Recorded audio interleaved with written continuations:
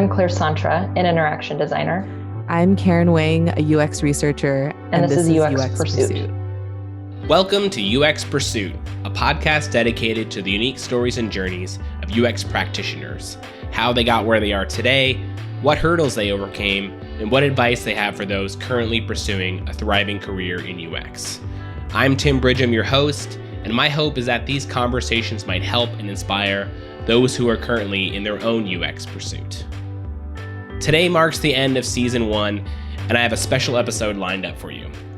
On the show, we have two fabulous UX practitioners. Karen Wang, a UX researcher, and Claire Sontra, an interaction designer, join me to share a little bit of their journey, discuss some differences and similarities of working in-house versus in a consultancy, and answer some common questions from folks trying to get into UX.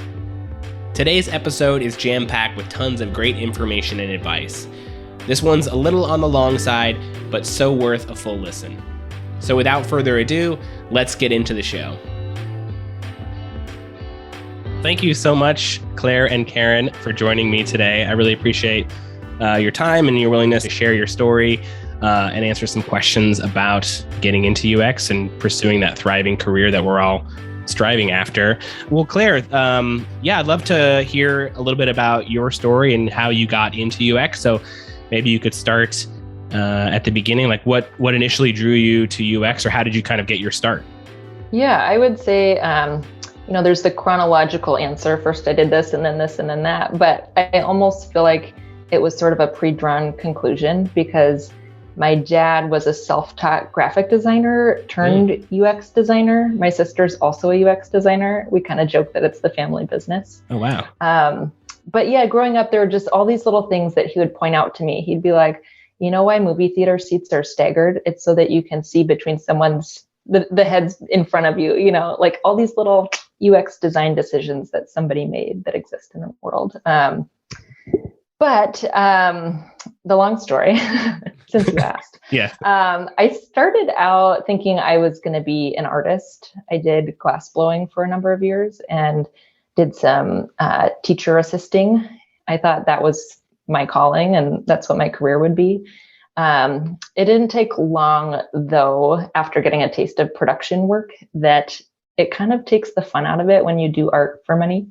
Okay.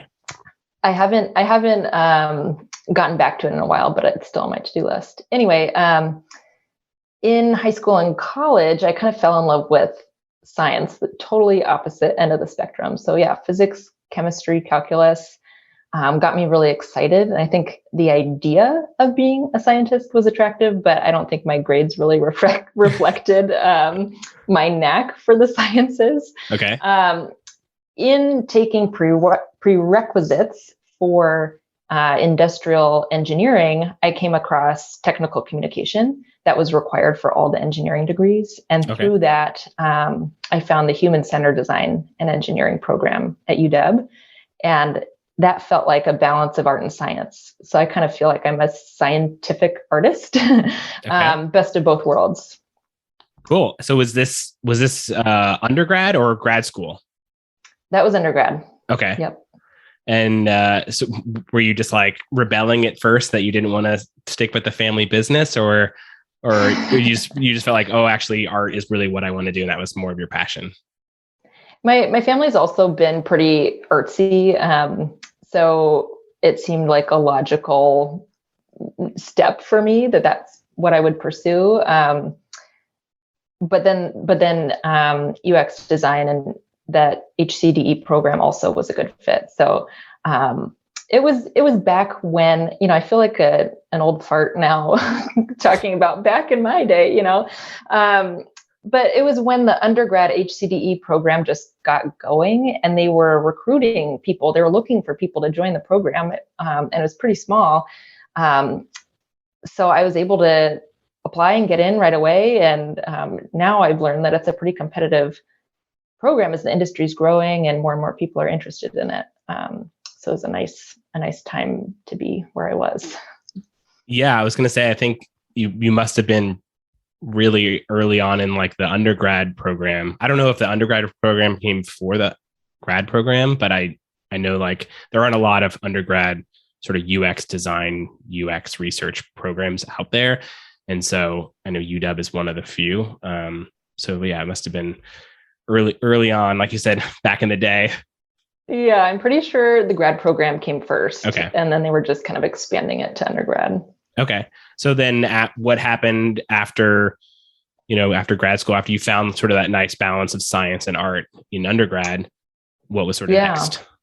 Well, also back in that day, internships were a little more abundant, and they were a requirement for graduation. Okay. And I think they've since done away with that requirement because it was just so hard to find enough internships. Mm-hmm. Anyway, my internship was with Blink.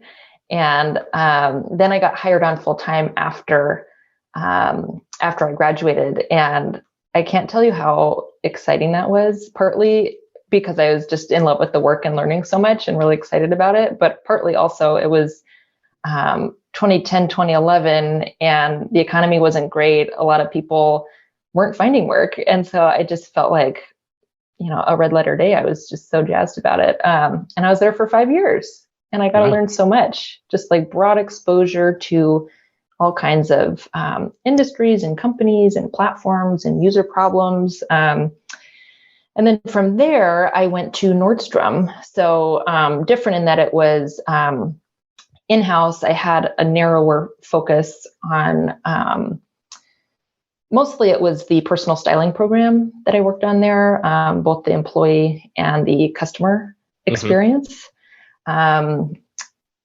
Got to do some other stuff too, but I was there for about 3.5 years. And then for the last 2.5 years, I've been at Google, where I've been on a design system team within cloud.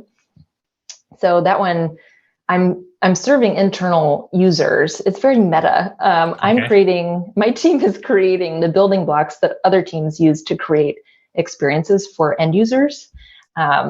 So there's this kind of interesting blend of actual UX work where I'm working on the UI and making improvements, launching new components, writing guidance about how to use them.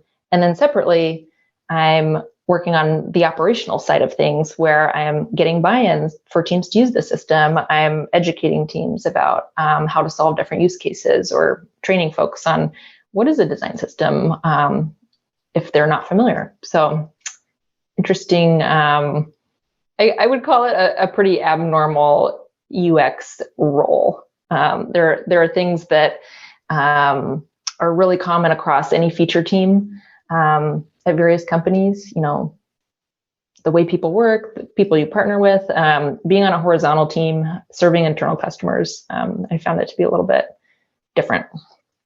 Okay. Yeah, I'm sure we'll get into some more of this when we kind of talk more broadly about the difference between in-house and consultancy or agency. But I'm curious, you were at Blink for about 5 years and then went to Nordstrom. What sort of drew you, or what kind of caused you, or why that step into an in-house role?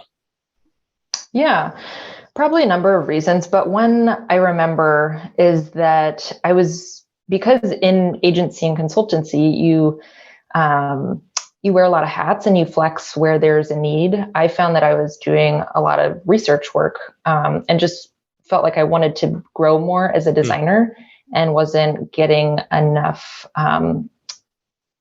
growth opportunities, I felt like. And it just so happened, the industry ebbs and flows, and sometimes there's a huge need for design consulting, and sometimes there's not.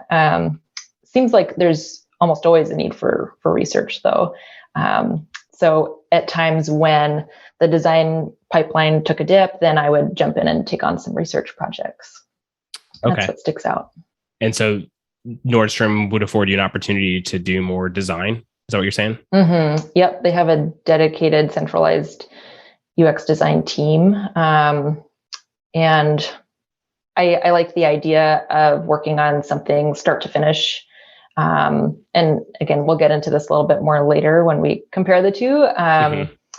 But one of the benefits of working in-house is that you can have a deep focus for an extended period of time on one product.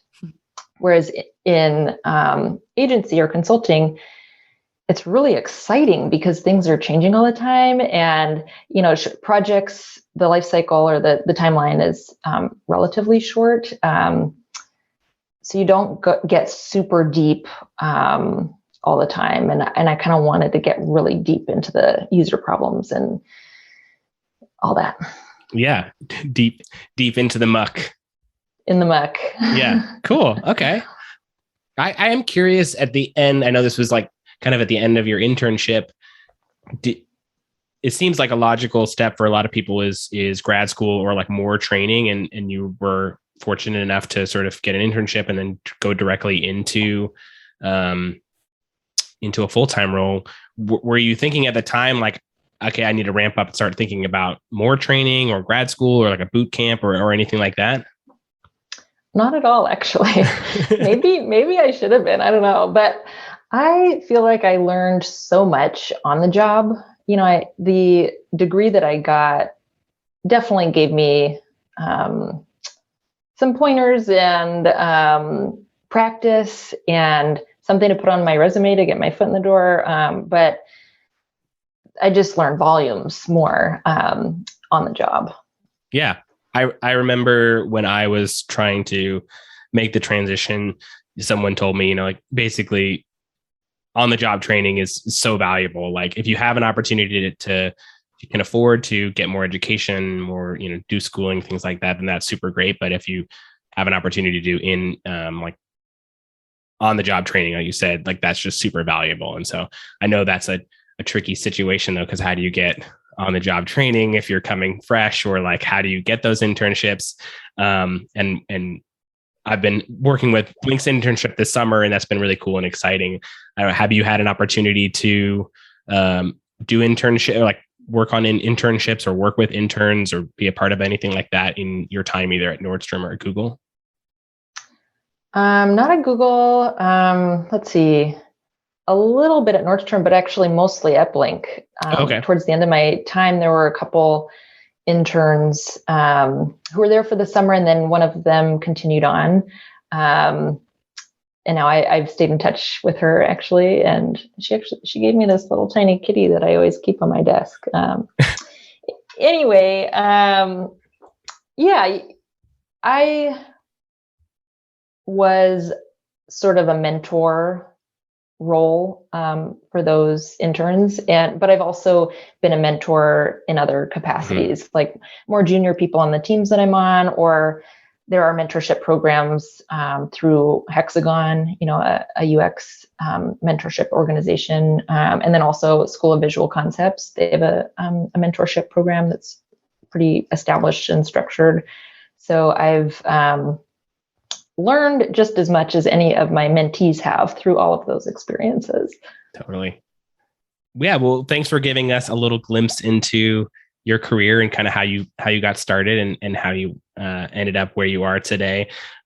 Karen, I'd love to hear a little bit more from you and kind of hear your story, and then we'll get into kind of where they sort of intersect in-house and consultancy life and how those balance. Yeah, awesome. Claire, I loved hearing your story. I found so many parallels between our backgrounds, but how my, experience into UX was actually a bit different. So I too believed that I could pursue a career in artistry as a young child. I've just always been so passionate about art, which led me to, study marketing, because my parents really pushed the business school agenda, and I found the most artistic major there was, which was marketing.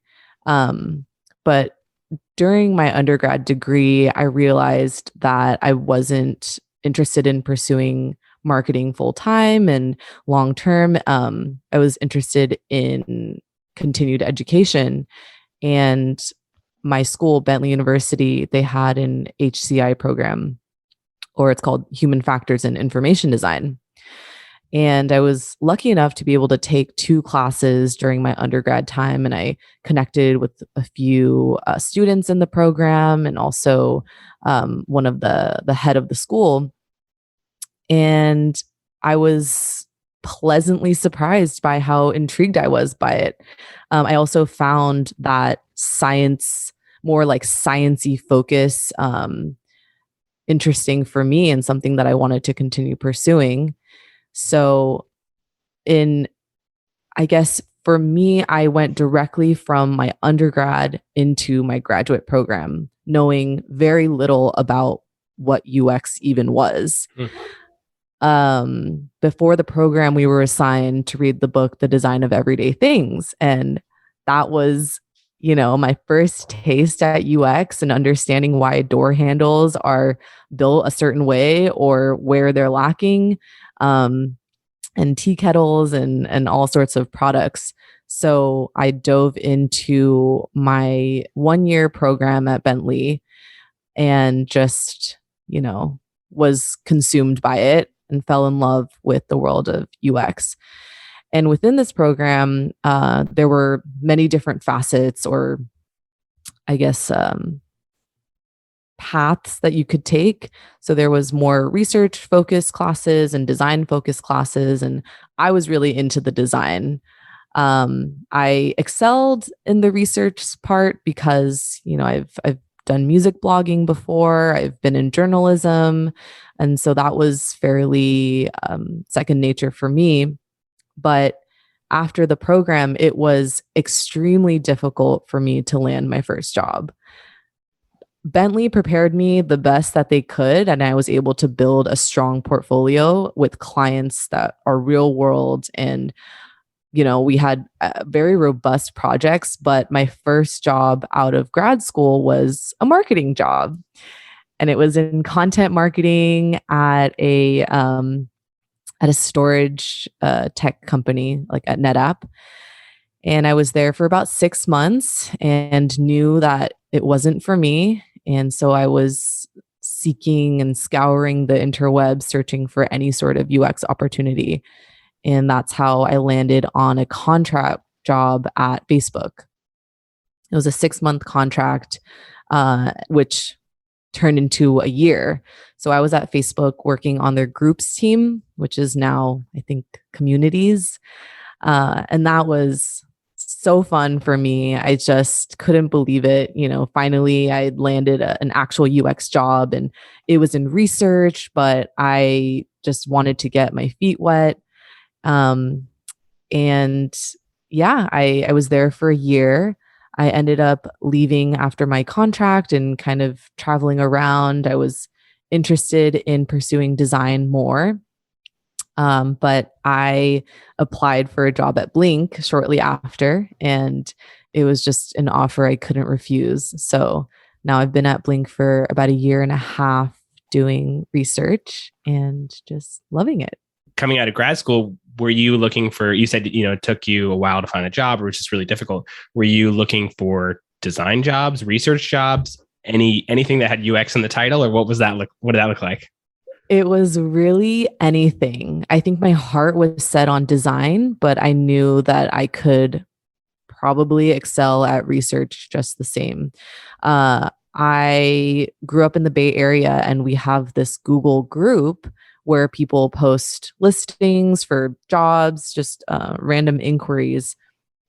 But it was pretty much every day whenever I saw an open job posting, I would look into it and see if I was interested in the company and how long the engagement was and just, apply and reach out. Okay. Was the initial contract job at Facebook, was that more design focused or research focused? It was research. Yeah, okay. It was a research opportunity. I was initially hired to kind of kick off and run their rolling research program. So I did that for about 6 months and then realized that I wanted to add more value to the team. And so I was more so put on an actual product team. Okay. And I was able to do research that way and kind of just oversee the rolling research program while we worked with another agency. Okay. And then after that, you said, I believe you were still kind of gung-ho on design, but then now you've been a researcher for 1.5 years at Blink. How did that come about? And you said an offer you couldn't refuse. Yeah, I mean, it's been tough for me because, as Claire, you probably know, that artist kind of persona lives inside of me, and I'm the type of person who wants to be more hands-on with the products that I'm working with. And for me, being able to design anything like a wireframe or being more involved in the process is very enticing for me. But I'm also conflicted because I've come so far in my research career and I feel like I'm on the cusp of truly becoming an expert in it. And I don't know if I should just jump ship and start with something completely new. I've heard from colleagues and friends and other UX practitioners that there's a way that you can merge the two. You can be a designer and a researcher. You don't have to choose just one. But I think I need to feel into that a bit more and just become a little bit more confident. Well, it's interesting that you're still sort of, I don't know. I don't think fighting is the right word, but you're still like wrestling in a good way with that sort of tension or balance of design and research. I mean, I think I've talked to other people who've kind of like Dave Kennedy, who's another blinker and was a previous guest, talked about sort of trying to bring his design and his creativity like into the research process. Have you found that? And I'd be interested, Claire, when you were doing kind of more researchy things, was that something that you also tried to do? Yeah. So the way that I've tried to incorporate design and art into my research practice is through research methods like participatory design. I was using a lot of that during my time at Facebook, where I would sit down with a participant and have them sketch out, their ideal scenario or ideal website. Even methods like card sorting is fun for me because it feels more, interactive and collaborative. And as long as I'm getting a pen to a paper, I think I'm a little more satisfied. Yeah. Claire, how about you? Yeah, I'll just add that, I think there are ways to incorporate design or flex your design skills on research projects. For example, including recommendations, visual recommendations along with your findings. It's especially when it comes to agency or consulting, maybe the client wasn't expecting that, but it's sort of a bonus, a freebie, and they're excited to see it. So that was always fun for me. And it seems like more so at Blink than the other two companies I've worked at, there are people who have transitioned from one role to another. Like I know Tim, you're a good example. You started out in IT and became this really talented researcher, and now you have a podcast. But then there's also somebody who like learned how to be a PM, I think, and then also somebody who learned how to do development. And then I learned research. I wouldn't call myself a researcher, but I'm so glad that I'm really familiar with the research process and have some research skills I can leverage in future work. So I'm curious if both of you would agree, maybe it's easier to do that in an agency or a consultancy than in-house, like if you're transitioning or dipping your toe into a different career path. Not to take over, but I'm just curious. I think that's a great question. I think, definitely leverage. I feel like leveraging the skills outside of like UX, obviously, but like, I because I have so much technology background or so much experience sort of managing labs, that I feel like I can sort of bring that to research and sort of leverage how can we do more complex things or incorporate,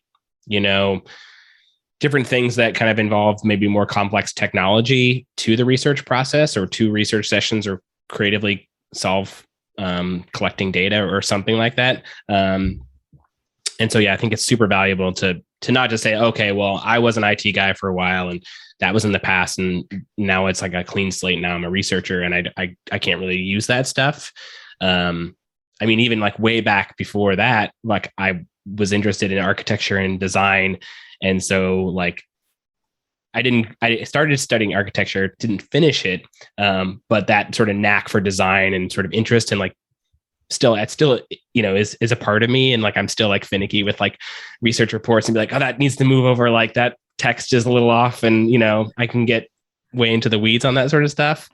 And I think too, like to your question, Claire, about sort of like in consultancy, do you have an opportunity to kind of do that a little bit more?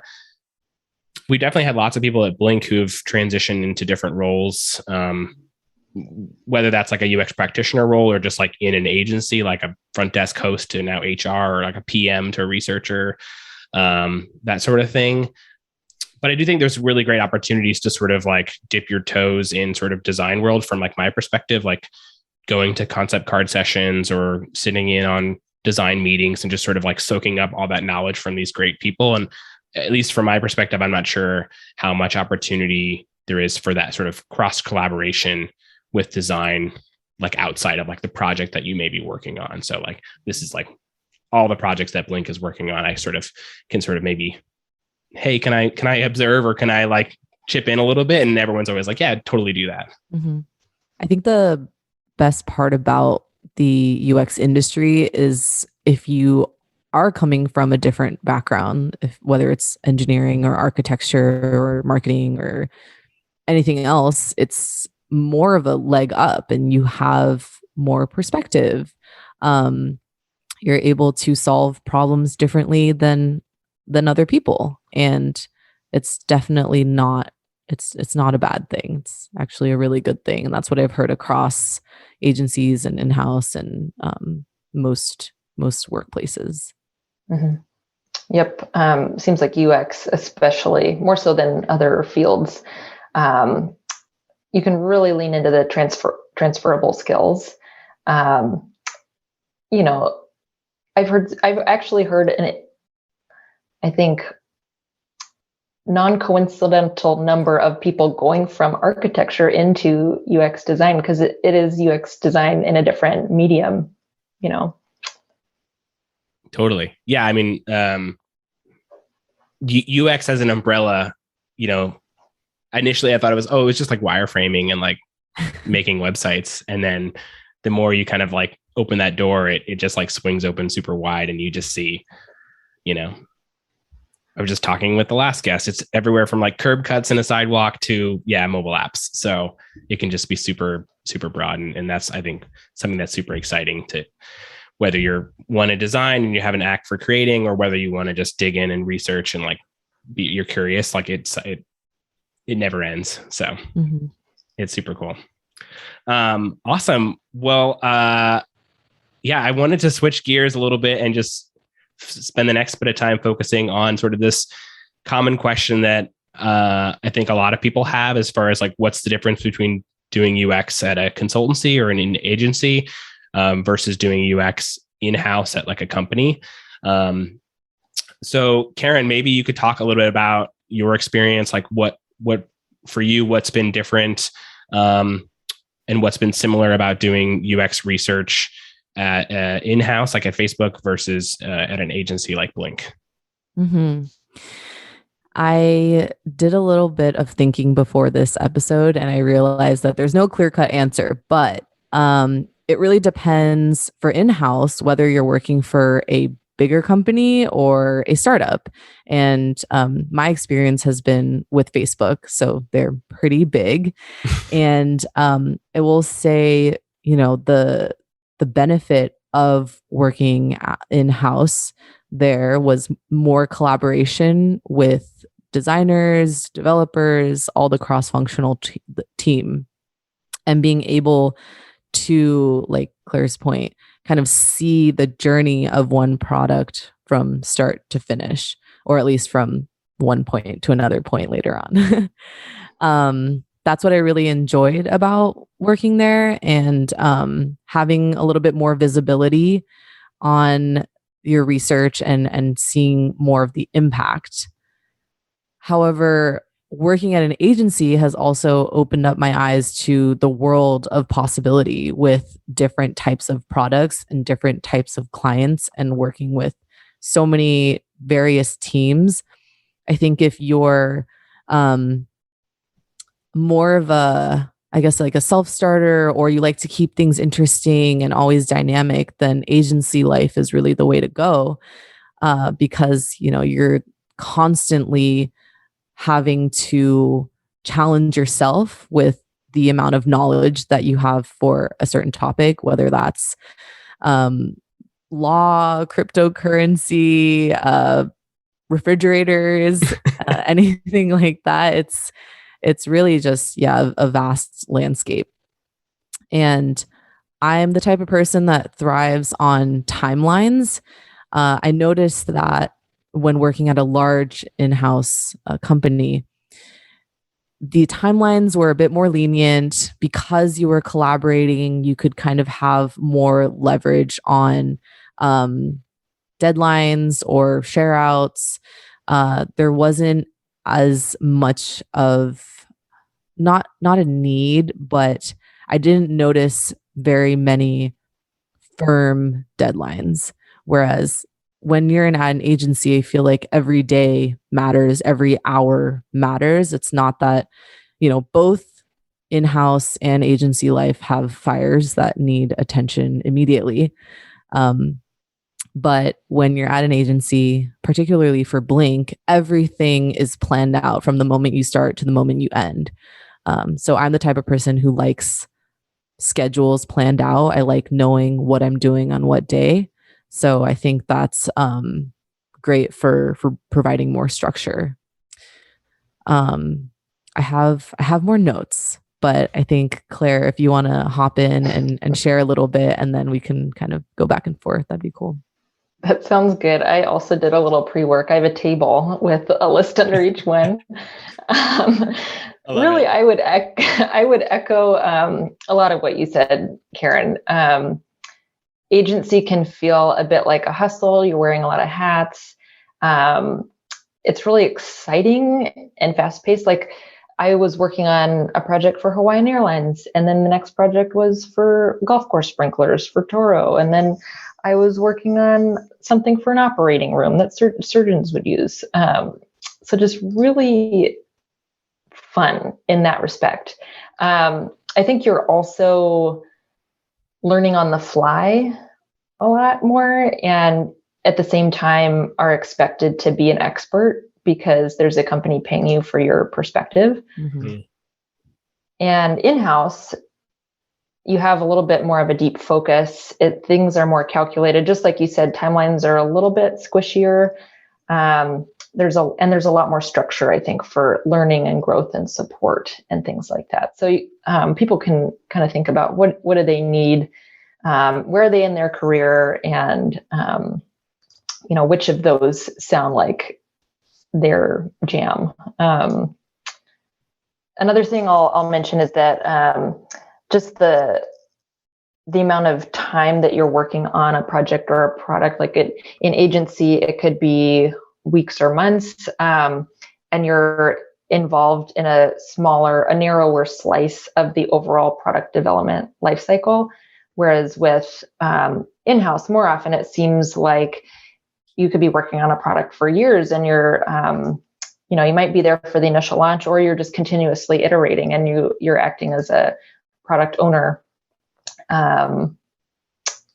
So there's pros and cons of both of those too. When you're involved in the broader life cycle, you get to be involved sometimes way up front when you're identifying the opportunity. And an agency, you're working with a client that knows enough about the problem or the opportunity to know that they need outside help. And then similarly on the other end, and I'm thinking just in terms of the design work. So in agency, sometimes you hand off your work and the client would do the development. And what I learned after I joined Nordstrom is just how much of the design happens during development when you're making on the fly design decisions based on constraints you weren't aware of before. But yeah, again, there's pros of just being able to focus on the design part of it, the design phase and the overall life cycle. You can really grow your skill set when that's all that you're doing. And perhaps for someone early in their career, it'd be really nice to just focus on honing their skills. I have a lot more notes as well. There's sort of operational pros and cons of each as well, outside of the project work itself. And Karen, I'd be interested to know your perspective here, because I'm basing this off of 2 in-house companies and 1 consulting company, and not all would be the same. But it seems like with agency, a lot of times agencies are small and kind of scrappy, and it can feel like a tight-knit family. And that's awesome. And sometimes in-house, you can feel like you're just a drop in the ocean if it's a big company like Google. And, you can have a little bit of an existential crisis and say, is what I'm doing really making that much of an impact? I don't know. And then you have to sort of talk yourself off the cliff a little bit. And then also with, I guess, one potential drawback, depending on how you look at it, of agency is how much you have to flex to whatever the current need is. So sometimes you're traveling on short notice or doing stuff that's outside of your job description. The billable thing that you were talking about, Karen, every moment counts really. And there are more than a handful of times where I've answered email late at night, because you're kind of always on serving a client. And it's not all sunshine and daisies in-house either. There's a lot of organizational politics. I call it mumbo jumbo. The reorgs and presenting things just for visibility's sake, and how much time that can take up, and just the overall volume of meetings was far greater in-house than what I experienced at agency. So what does that sound familiar to you, Karen, or did you have a different experience? Yes, absolutely. I actually resonate with a lot of that, especially the part about having in-house feel a little more political, or creating projects. I don't want to make this sound bad, but sometimes it just felt like the scoping was lacking, or there wasn't necessarily a why. It was just we need this now, which was something that I definitely experienced. I also felt like there was more of a chance that projects would be dropped at a moment's notice in-house, just because things are moving so fast. So on the plus side of that, the pace is quick. Iterative design is always happening, and the rate of products being launched is just extremely, extremely fast. But that means that there are a lot of smaller projects that can, get lost by the wayside. And that definitely relates back to the billable aspect of agency life. It's really funny because I was just having a conversation with a colleague, and she was talking about in agency, the work is usually the stressor, and in-house, the politics, the mumbo jumbo is the stressor. So it's just funny that now it's a trend. We got a trending thing here, an insight for sure into the differences. I think that was one of the first questions I asked when I joined Blink. I said, how often do clients hire Blink and then drop off in the middle of a project because the product is no longer launching or something is happening? And forgot who I was speaking to, but they said not very often. You don't have to worry about that. So that was helpful for me to hear. And during my time at Blink, that actually has never happened except during the pandemic when we had to make a few shifts with in-person studies. Mm-hmm. Yeah, I've maybe just on the design side, I've had a little bit of a different experience. I think partly because I can see my work through to completion and hand it off, but then I won't see it live very often. The way it was implemented after handoff was either really different, or they went a different direction, or it just didn't happen at all. Whereas it seems like with research, the value and the benefit that the client's getting happens right away. They're taking those insights and doing something with them. Whereas, I don't know, design seems a little bit more like take it or leave it. And so I actually wrote a note in my little table here. What I've observed is it seems like a similar likelihood that what you're designing will be launched across both in-house and agency. I guess it's kind of hard on the research side, just from my experience, feeling like, yeah, I think, like, Claire, to your point, there is just sort of broad insights, especially like in foundational research, where like your insight is like, super broad, and then they can interpret that and make initiatives or run with that. But then I feel like there have been times where I've made really like clear and like articulate things that like need to be changed and need to be adjusted, and or like decisions should be made this way or that way. And sometimes you're like, I don't know if they are did anything with that, or if it just sort of like is on a shelf somewhere and collecting dust. Yeah, I agree with that. I think in agency life too, we're typically not iterating on the same designs. And even within Blink, with resourcing, we don't want our researchers to become burnt out. So oftentimes it's a different researcher on maybe the same team or product that you were working on prior.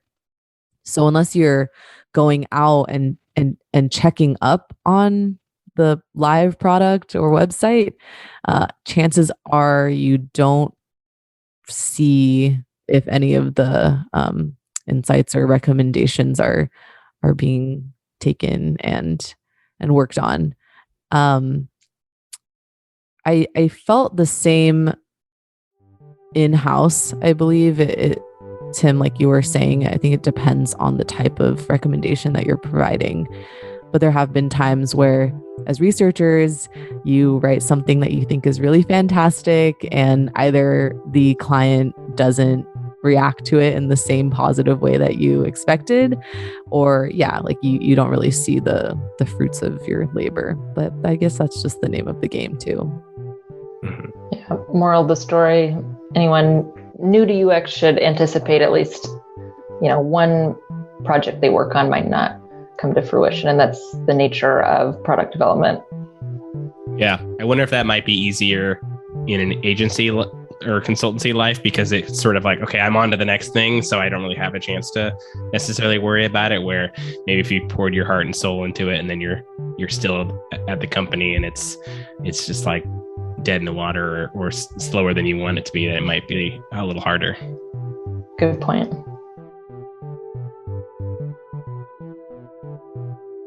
I'm curious, from your perspective, if someone is looking to, if they've done in-house for a while and want to expand some skills, try some different things, what that sort of transition might look like, or if you had advice for people who'd like to do that. And then the opposite, if someone who's sort of been in a consultancy and wants to sort of have that opportunity to be a part of a whole product life cycle and kind of dig in deeper into maybe all the details and the mumbo jumbo.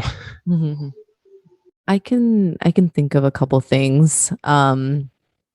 Obviously, as researchers, we should never make assumptions, but I think particularly when going to consultancy, not being afraid to ask all of the questions, because chances are you don't know the answer, and either someone within the agency does know, or the client can clarify, and that's why they hired you. So asking questions, looking at previous research, if that's at your disposal, looking for screeners or session guides, anything that you can form a template with is really important.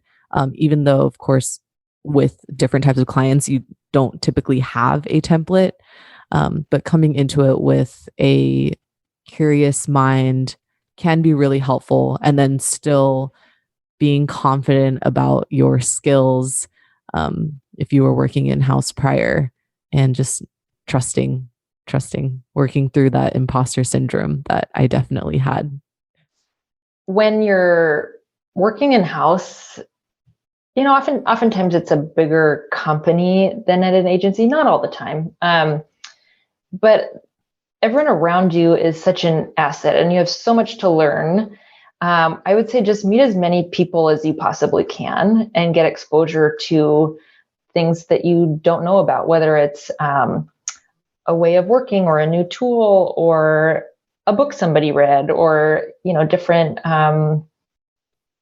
positions in other product areas, like at a big company. So I'd say if you're starting in-house, meet all the people. And then if you're starting an agency, learn all the things. So I think that the benefit of agency, like we've talked about, is that it's sort of rapid fire, kind of almost boot camp on being exposed to a ton of different, like we said, domains, platforms, user problems, and just be in sponge mode and soak it all up, and embrace that. So yeah, that's my best answer. In-house, meet all the people, agency, do all the things. Nice. Love it. Love that. New tagline.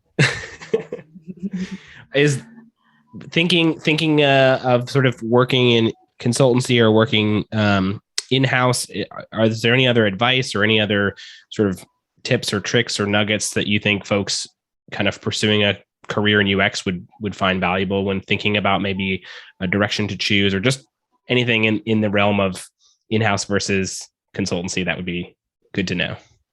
I would start off with saying just try it out for yourself, because you really don't know until you're in that environment and you're able to pick up on what you like or don't like and how you work best. Like I said, I value structure. I like timelines and deadlines. But maybe if you aren't so inclined to go that way, then, in-house could be for you. And I never thought that I would end up at an agency or doing consulting, but now that I'm here, I'm really glad that I did. And there was a very humbling moment I had during my time at Facebook where I was transitioning off of the rolling research program, and we hired Answer Lab to kind of carry on some of the work while I oversaw the program.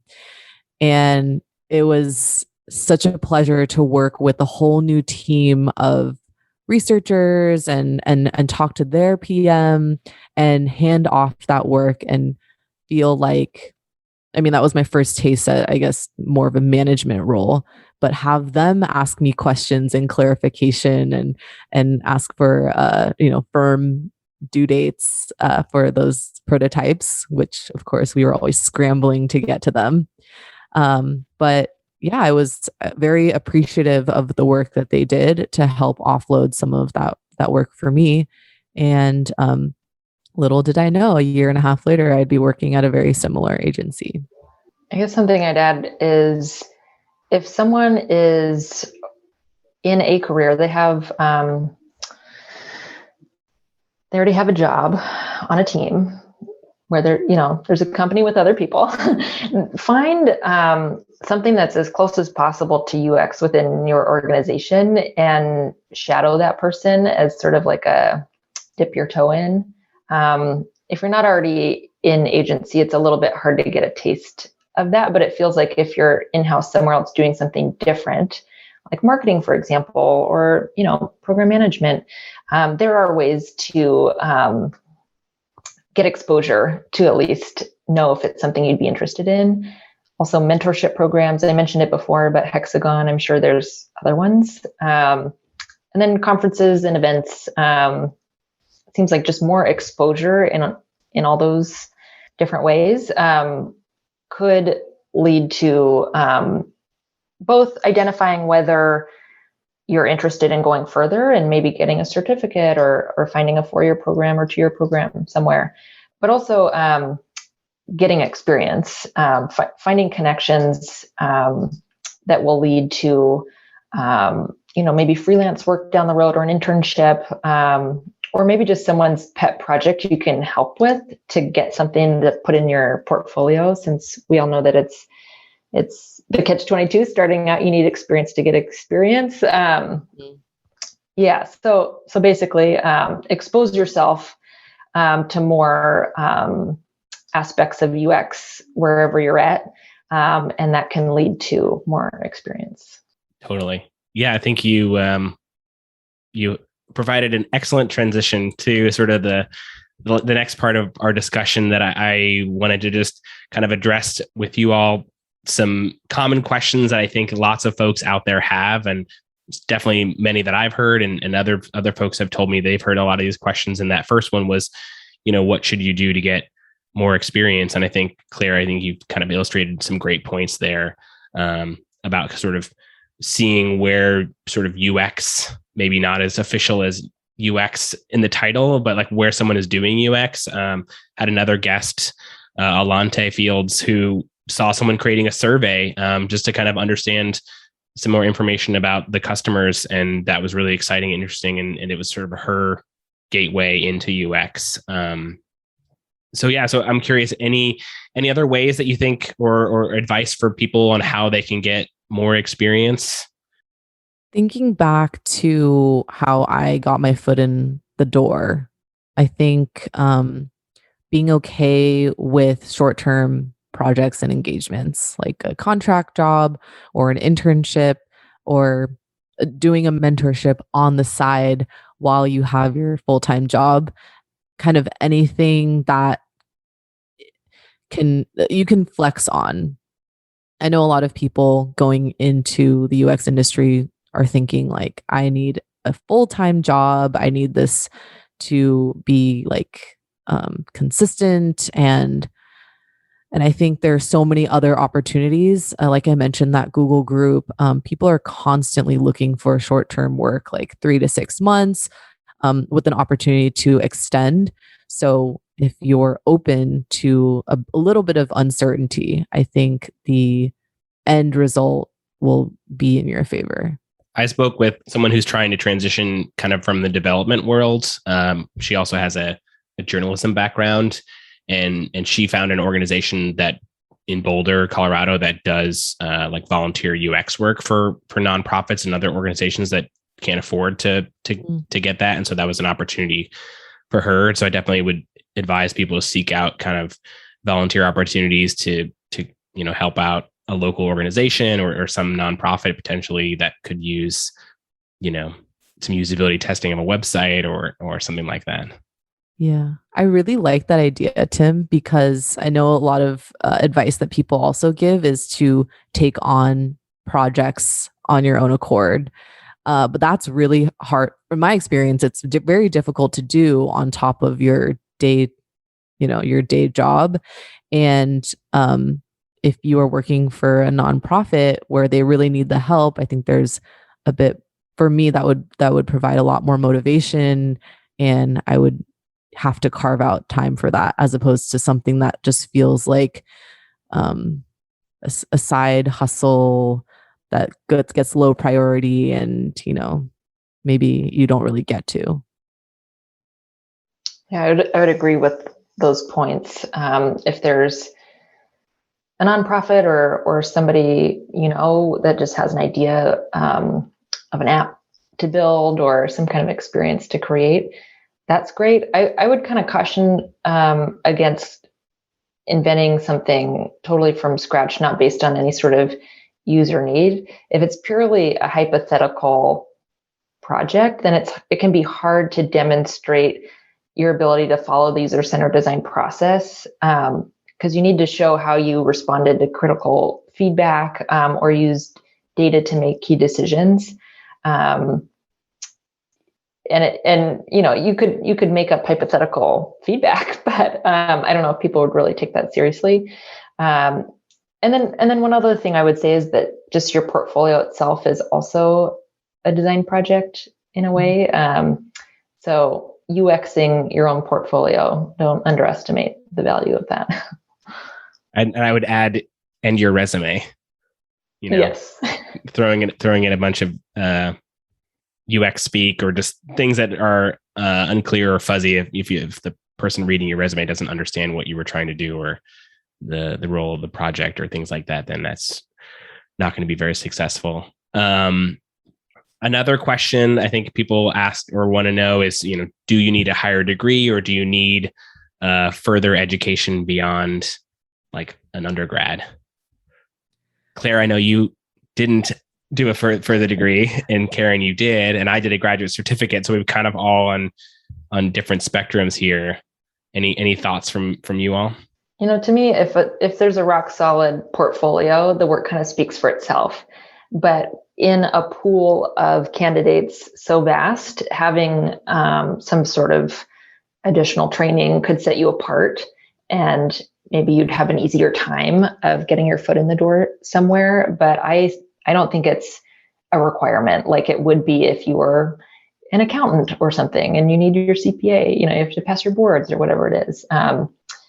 Your work can definitely speak for itself. And we've all seen people who have, again, come from vastly different backgrounds to get to where they are. Like John Dirks at Blink, he was a forestry science major, I think. Yep. I always think about that for some reason. I think it's so cool. Claire, I agree with you completely. I'm a little biased because I did my degree immediately after undergrad. I didn't have time to try my hand out like at a job. So I'm really grateful for the degree that I have. And I think that did give me a bit of a leg up when it came time for applying. But it also depends on the focus of the program. So at Bentley, it's a business school. So all of our classes had a business undertone. All of the projects that we worked on were built so that we could incorporate it into our portfolios. And by the time I was applying, I did have a very strong portfolio. So that was very helpful. But I know plenty of practitioners who do not have a degree and are like so intelligent and, just excel in the industry. So it just depends on, if you're able to elucidate how you came across your findings and stand behind them and answer questions in a pragmatic way. So all these kind of soft and hard skills that you need as a researcher or designer, just being able to pursue that and hone those skills. Claire, because you said like a fantastic portfolio is key. Do you have any tips or advice to help make one's portfolio better or stand out? So many tips. I've had the opportunity to review a lot of people's portfolios, and I almost have like a library of bullet points I could share. I'm not going to do it right here, right now, but maybe that could be a future episode. Or it could be your book. Claire's portfolio tips. I would buy it. So I have one buyer, one customer. Two. Oh, thank you. Yeah.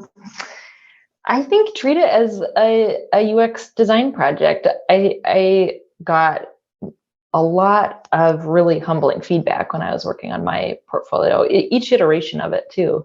I think that the key feedback I would have for people is just start with the user need, always bring it back to the user, always incorporate research and talk about how you pivoted based on user research, whether it be firsthand or secondhand. Sometimes, depending on the user population, you don't always get the chance to talk directly with users, but you can learn from other research. So that is key to me. Also showing your complete process. It's really hard to get a sense for somebody's skill set just by seeing the end result. But at the same time, people aren't going to spend, half an hour just reading about one project. So be pretty concise, but cover all the phases of the project.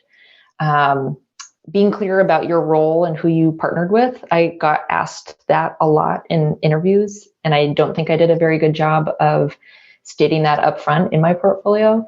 And then one thing that I just love when people do this is when they are open and honest about a time that they were proven wrong. Usually by research or by getting feedback from stakeholders or peers, whatever it might be. I just feel like it's the evidence that you are truly user-centered, and you're not attached to your solution. You're just attached to solving the problem. That's great. Karen, anything to add from your perspective? At this point, I feel like I need more advice than I can give. I just can redo my portfolio for days. As soon as I land on one thing, I always find something to change. But I'm thinking back to the CAR method that I learned at Facebook, and I believe it's challenge, action, result. It's kind of more of an interview question that people ask, but as long as you can showcase that in your portfolio, so like Claire said, clearly stating the entire process, and then being able to execute on the C, the A, and the R, especially the impact that the findings had. I think that's really helpful. Fantastic. Yeah. I'm, by no means a portfolio expert either. So I'm taking mental notes as well. So yeah, that's awesome. So I'm curious, or I guess a question that I think a lot of people have is what resources do you guys use, or what resources are out there that people should, books to check out, websites to read, blogs to read, videos to watch, podcasts to listen to, that sort of thing. You mentioned Don't Make Me Think. Any other resources out there that you go to a lot that you find really helpful with the work that you do? There's this podcast called the UX Pursuit Podcast. I knew you were going to say it. I had to give you a shameless plug. Sounds good. There's just so many resources. Yeah. There's so many blogs, so many books. I feel like if you just Google like UX ... it'll fill in the blank for you. It's like UX Matters, UX Planet, UX World, and then there's Smashing Magazine. I think the Nielsen Norman Group is kind of the OG. That might be a good starting point. But it could go in a lot of different directions from there. One book that I like to recommend people that isn't necessarily about UX itself, but it's a book for UXers or designers in general. It's called Designing Your Life, and you basically take the user-centered design approach to what you want your life to be like and your career path or your life path. So anybody who's at any sort of pivot point in their lives, I like to recommend that book. Cool. I'm thinking I have a couple email subscriptions, and the ones I find the most intriguing are typically the Medium articles, because they're more like first person accounts of their lives. And then I'm also I've subscribed to Dribble, and I think that one's really nice because they have a lot of like 5 top ways to blah blah blah, but I find them really useful, and I enjoy the illustrations on those. Nice. Yeah, there is a plethora of information and resources out there. So another question I had was, for each of you, like, what does it look like, Claire, for you to work with researchers? or Karen, what does it look like for you to work with designers? Working with research, I feel like is such a breath of fresh air. If you go from designing without being able to do research, I see it as kind of like collaborative detective work, and it just makes everything move a lot faster. Because without the data to make decisions based on it, you can debate till the cows come home, and it's not fun for anybody, and it's not what's best for the user in the end. You could be adding value to their lives sooner if only you had the research. Yeah. And it's comforting to hear that designers value the research that comes in and the evidence, because there are times as a researcher where you hear a lot of negative feedback from participants, and you want to present that in a way that's, ingestible and not so negative.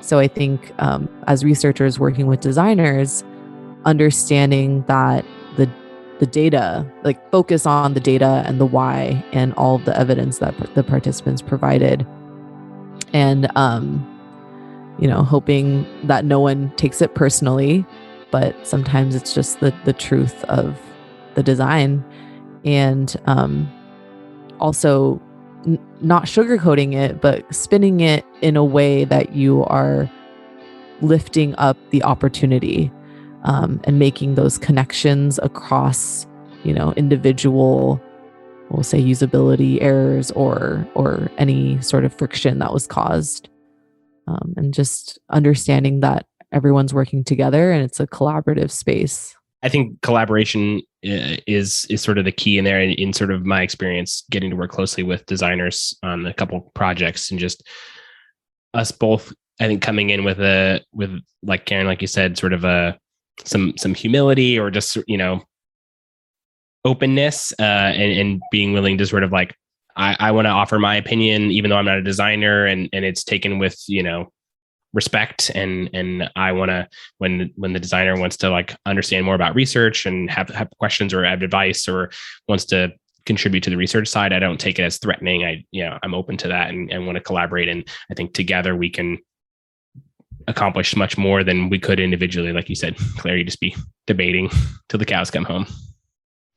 And to that end, there's no better time spent than observing research on the designs that you created. I feel like if you, Karen, are the one that's having to tell a designer or whoever created the experience for the first time that something didn't test well, man, that's such a bummer position for you to be in. And as a designer, seeing your end user being in pain for a certain period of time using what you designed, like, that's like solid gold. You need to be there to see it. You need to feel their pain to be motivated to change it and optimize it. I don't think anyone would regret sitting in and observing a research session. I've been on both sides of the spectrum where I present more like negative feedback and the client takes it pretty harsh, and personally, and just isn't into the insights. And then I've had the other side of the spectrum where the designer is very understanding and it does feel more collaborative, and they've either it might just be something that they hadn't noticed before and it's coming to light now, or they had a hypothesis that it may be an issue, and that's totally fine. So yeah, I think one last question before we kind of wrap up. I'm curious, for both of you, what's a non-UX skill that you think is critical to your work? I wouldn't say this is non-UX, but it's a really important skill, and that's active listening. You have to have it to be a researcher. And I think day to day, a lot of people in conversations have their own agendas. So you're not really listening to your partner or your friend or your mom. You're just thinking about what you want to tell them.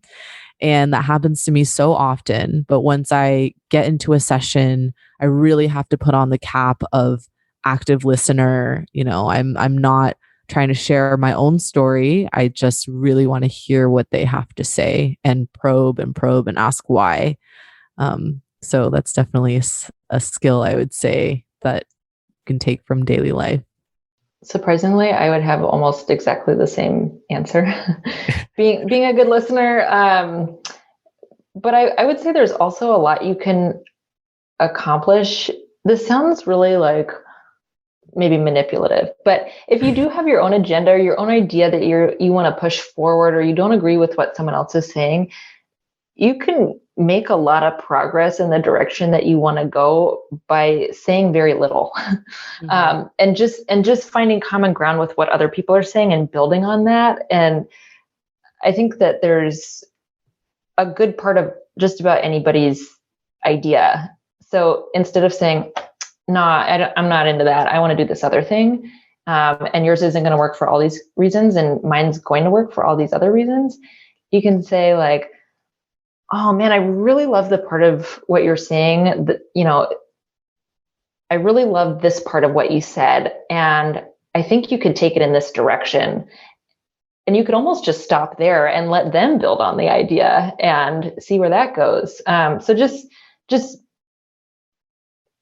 not, how should I say this?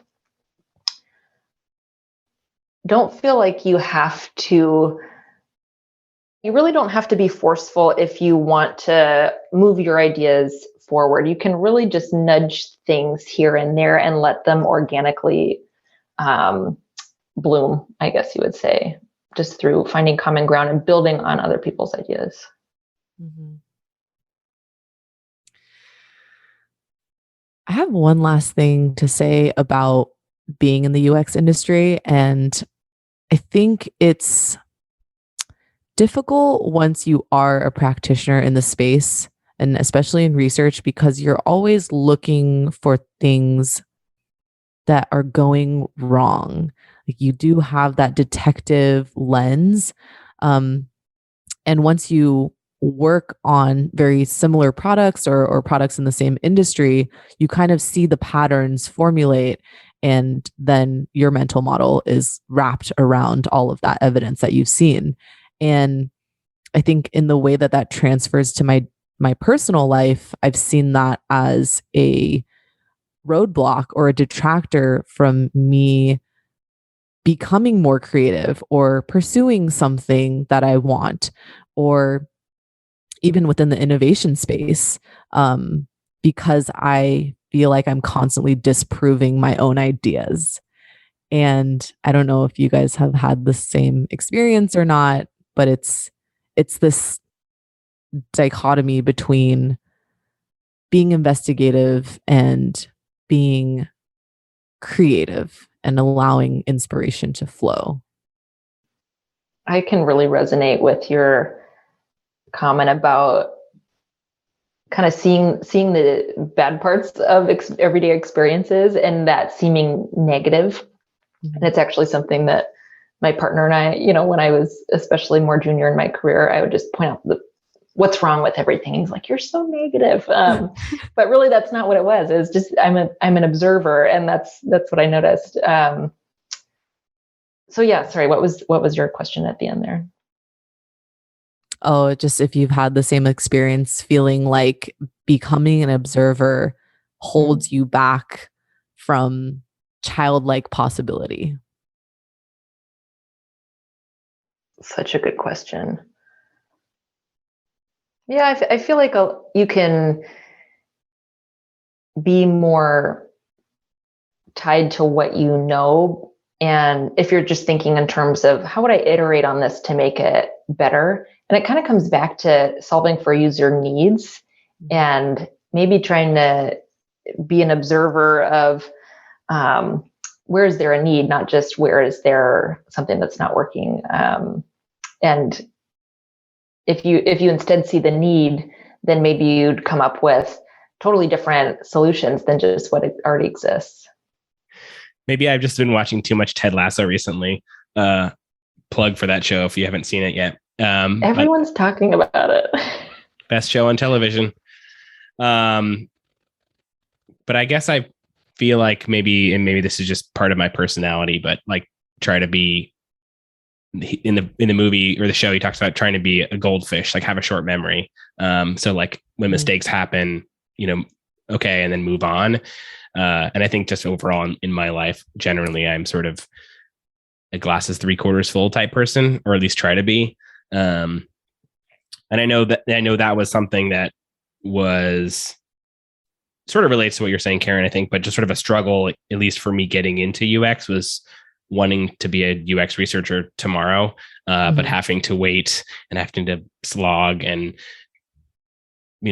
read more, learn more, wait for opportunities, try to connect with someone, put myself out there, and just had to sort of put in the work, and eventually it happened. And so I think that's always advice I tell people, like, you have to kind of like fight for it. It's, obviously there could be an opportunity tomorrow, but it could be next week, or it could be a year from now. And so you have to kind of just keep trying, which isn't always like the most fun thing to hear.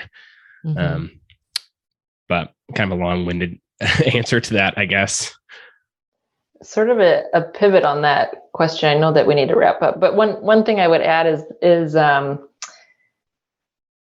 there were opportunities that I built up in my head as being one thing. I was waiting for the perfect job listing, the perfect opportunity to apply for. And then when you apply for it and you talk to people on the team and you learn more about it, you're like, you know what, this isn't really what I thought it was going to be. And it doesn't sound like my jam. And then you just roll the dice and you talk to a team that you didn't think you'd be that into, or an opportunity that didn't really stand out to you as particularly sexy or fun. And you learn that actually it really jives with your skill set and the people are awesome. So I would recommend that people just give everything a chance, I guess. And don't wait for the perfect thing, because it might end up that it's not a great thing, and something else, had you only given it a chance, was a great fit. So. Love it. Yeah, I love all the warm and fuzzies. It's funny, like everyone I talk to, it's like I said earlier, like I think before we started recording, there's just so much in this space, like advice, like, and just like tips that people share that are so much broader and more like human than just read this book or learn this tool or like learn how to make a survey. But like having a human connection or feeling human emotions is okay and good and like will help in the end. So that's super awesome that throughout all this process, and like how do we get to UX? Like how do we get to where we are today, that like each other and everything, that's sort of the thread. The human is the thread through all of this. Yeah, it feels like just empathy. People who get into UX or are interested in UX are naturally kind of empathetic, and so they want to help their peers more and support them. And yeah, it's a great community to start learning within. Mm-hmm. Yeah. Well, thank you too for your empathy and your willingness to offer advice and share your stories and answer questions that hopefully folks will find informative and helpful in their pursuit of a thriving career in UX. Claire, if people wanted to learn more about you, where can they do that? Yeah, you can find me on LinkedIn under Claire Sontra. And then you can also check out my portfolio site at clairesontra.com. Awesome. Karen, same question for you? Sure. So I think email is more direct for me. It's Karen-Wang@comcast.net.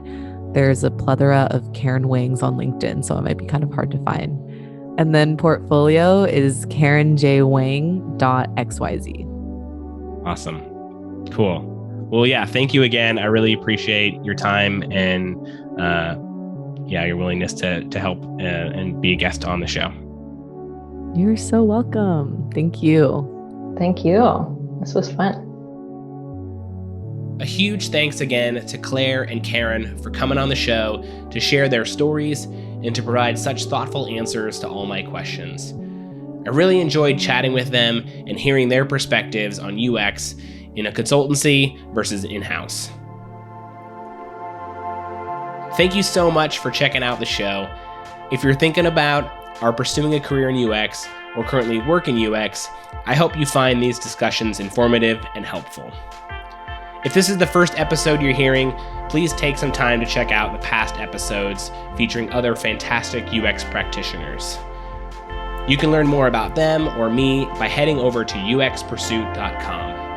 And if you want to get in touch or have questions about pursuing a career in UX, please email me at hello@uxpursuit.com. A massive thank you to Irene Barber for creating all the music you hear on the podcast. I don't know about you, but I can't get this outro song out of my head.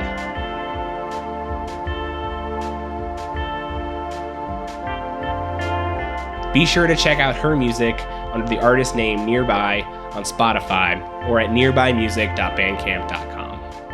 As I said, this show marks the end of season 1. I am so incredibly thankful for the guests who took time out of their busy lives to join me on the podcast and share their stories and advice for you all. And thank you to all you who have listened. I hope you've enjoyed the first season of UX Pursuit. If so, please help me share these episodes to an even wider audience by telling others about the show. I really want as many people to hear all the great stories and advice from all these great guests. You can find UX Pursuit wherever you listen to podcasts. There will be a season 2, so make sure to subscribe now, and don't forget to tell others about the show. Thank you again for listening. I'm Tim Bridgham, a senior UX researcher, and this is UX Pursuit.